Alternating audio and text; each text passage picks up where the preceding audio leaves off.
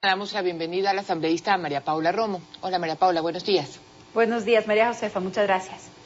El sistema interamericano no siempre, mejor dicho, siempre ha sido cuestionado de alguna manera, ha recibido aportes de organizaciones no gubernamentales y abogados expertos en llevar a estas cortes y a estos organismos asuntos de los derechos humanos. Y en 2001, si no me equivoco, incluso en el mes de entre mayo y agosto del 2001, en la ciudad de Washington, se trabajó para presentar un reglamento nuevo, si no me equivoco, fue el último o el penúltimo.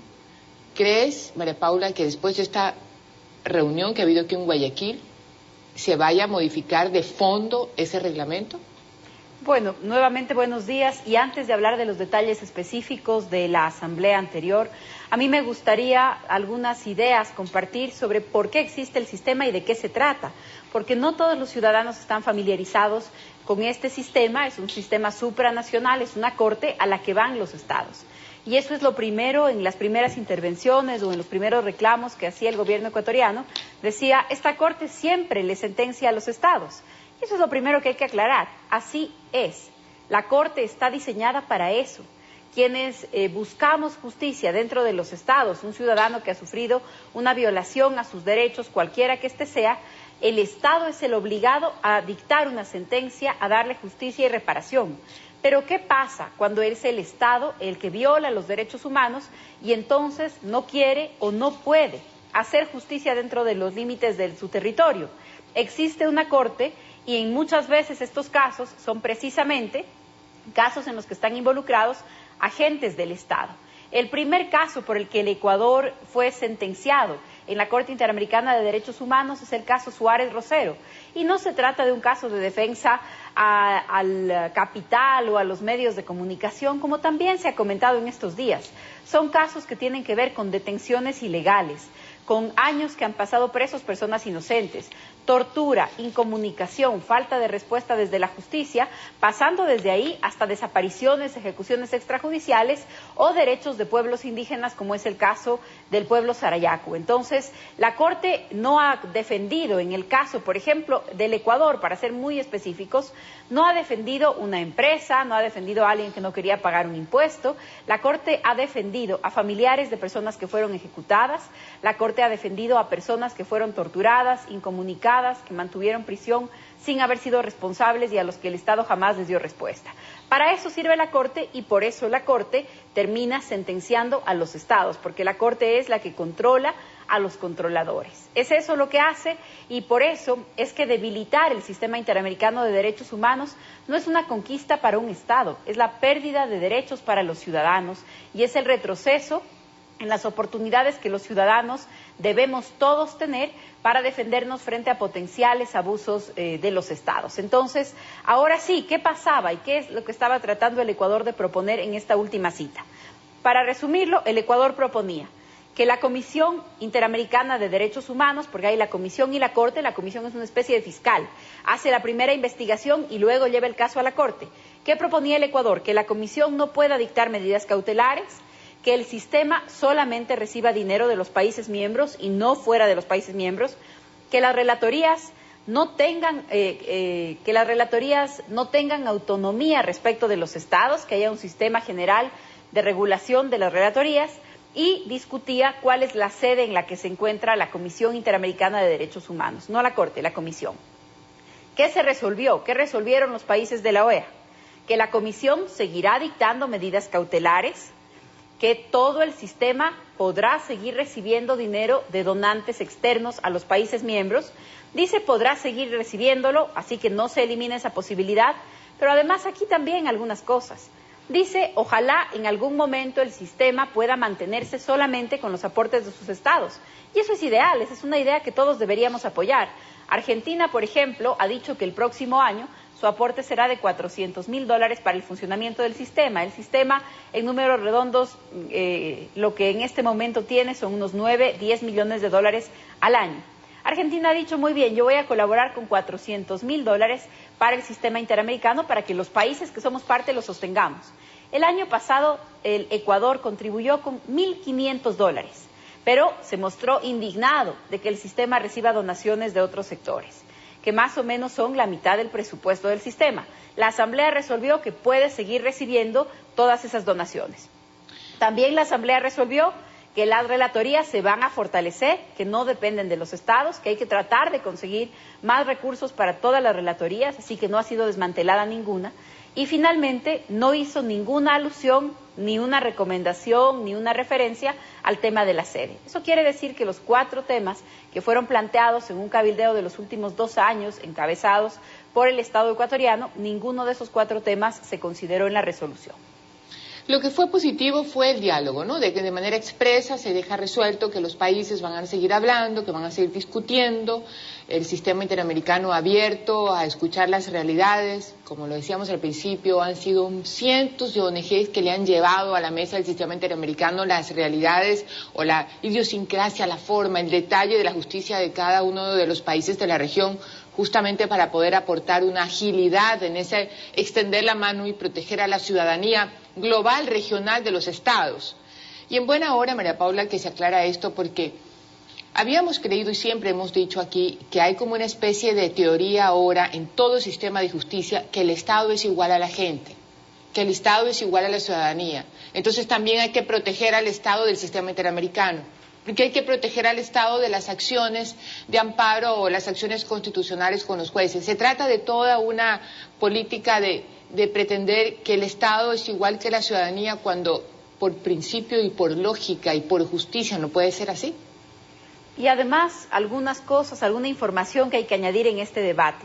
Somos los ciudadanos de todos los países de las Américas los que debemos cuidar del sistema interamericano. Y lo dijeron varios embajadores en la Asamblea. El sistema fue el que se pronunció en los casos de las dictaduras, en los genocidios en Centroamérica, son los que hace pocos meses hicieron la sentencia sobre los hijos desaparecidos de las dictaduras, es el caso Hellman en el sistema interamericano. El Ecuador ha sido sentenciado, por ejemplo, por no tener medidas suficientes para sancionar la mala práctica médica.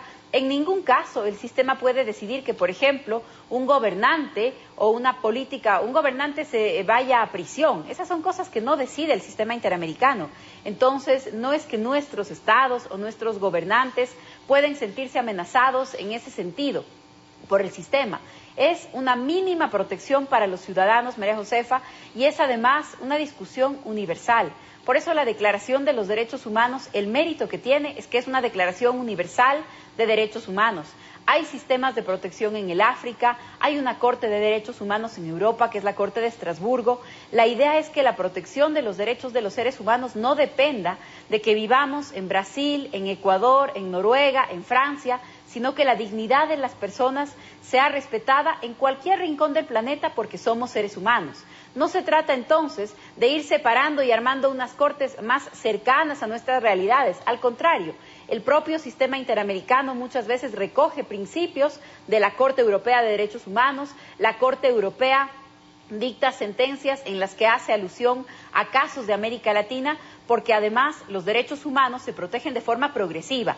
Cuando ya se ha resuelto, por ejemplo, que los derechos de los hombres y las mujeres no pueden ser diferenciados por los estados, no puede venir un estado a crear una nueva jurisprudencia respecto de eso, sino a avanzar en la protección de los derechos. Es eso lo que está en discusión. ¿Qué más puede hacer la Corte contra los estados? ¿Sentenciarlos a pagar grandes sumas de dinero? Discutible. Probablemente en todas las negociaciones y el lobbying internacional respecto de esta última causa, probablemente ahí se ha invertido, se ha gastado más dinero del que hemos pagado por indemnizaciones sentenciadas por la Corte Interamericana de Derechos Humanos. Los montos más grandes que ha pagado el Ecuador en casos en que el Estado ha desaparecido a un ser humano, lo ha asesinado y ha indemnizado a sus familiares. Los casos más altos que ha pagado el Ecuador no fueron ni siquiera los montos obligados por la Corte Interamericana, sino que fueron el resultado de soluciones amistosas, dentro de la comisión antes de ir a la Corte. Exactamente, y montos ofrecidos y negociados por la Procuraduría General del Estado. Desde entonces, así es, sí, y bueno. Interesante sería, antes de terminar este segmento, recordar qué países en los últimos años se han retirado. Si no me equivoco, fue Fujimori, fue el Perú que decidió que el sistema interamericano le fastidiaba en su gestión y decidió retirarse o no allanarse. Sí, Fujimori en su segunda etapa de gobierno en el momento más complicado, más complejo, más violento, menos democrático, cuando empezó a recibir algunas sentencias de la Corte Interamericana de Derechos Humanos. Ese fue el único Estado que pidió denunciar, que denunció la Convención. Ese es el nombre que se le da. Tampoco el procedimiento es que un Estado pone una carta y se acabó su sujeción a la Corte, sino que tiene que pasar un periodo de tiempo, tienen los Estados que cumplir las sentencias que ya les han sido dictadas.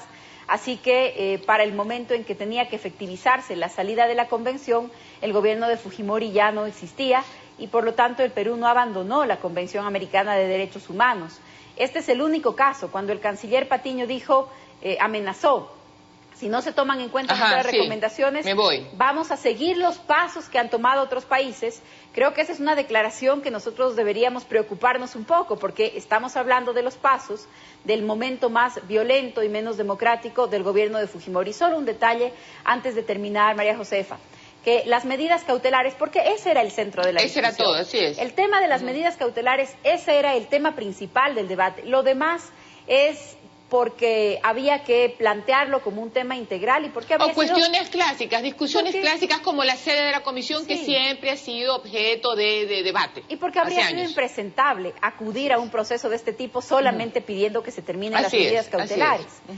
¿De qué se trata esto? De medidas que puede tomar la comisión para frenar la potencial violación o una violación en curso de los derechos de las personas. ¿Para qué han servido las medidas cautelares? Sí sirven las medidas.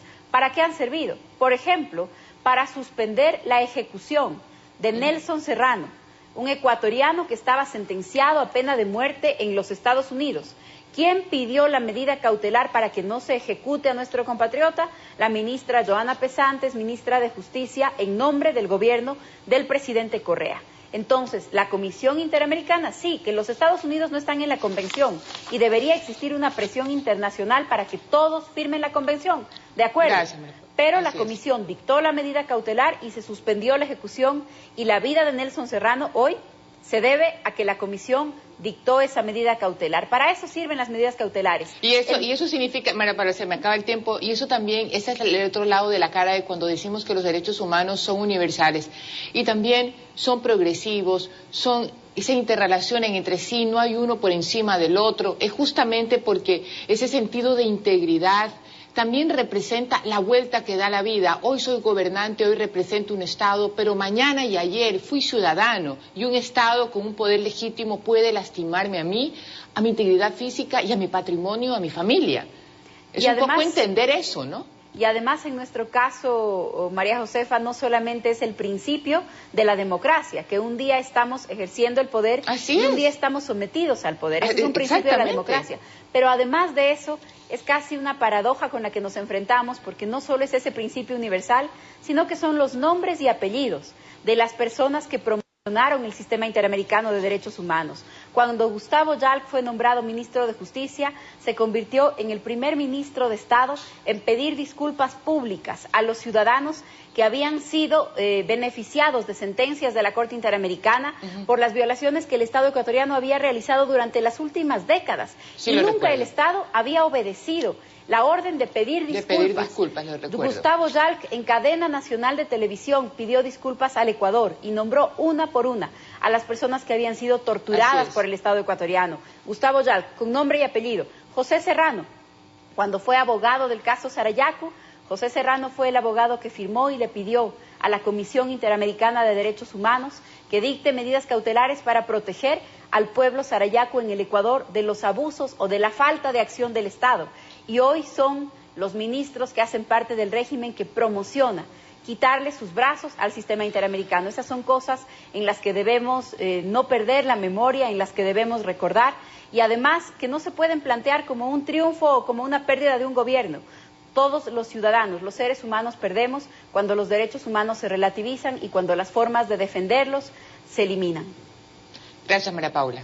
Muchas gracias. Que tengas un excelente día.